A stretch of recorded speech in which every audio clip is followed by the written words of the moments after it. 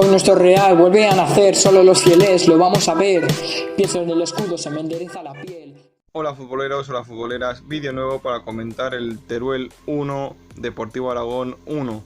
Y es que este fin de semana en Campo Pinilla debutaba el conjunto turolense en Liga después de haber ganado la Copa Federación a nivel autonómico.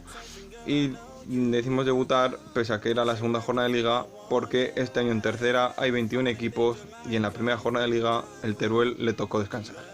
Un partido muy bonito, muy interesante pese a ese reparto de puntos entre dos equipos favoritos a ganar la Liga y a luchar por el ascenso a Segunda División B.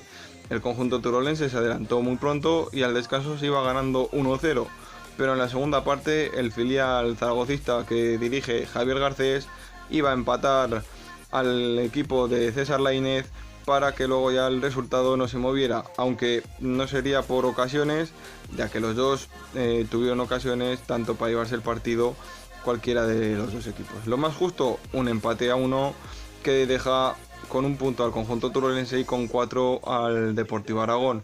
Os espero en otro vídeo, futboleros, pasar buena semana, nos vemos, hasta otra.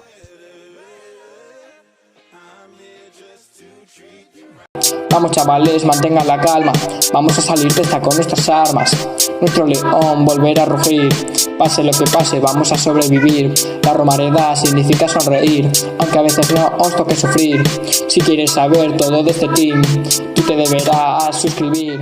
Yo la Romareda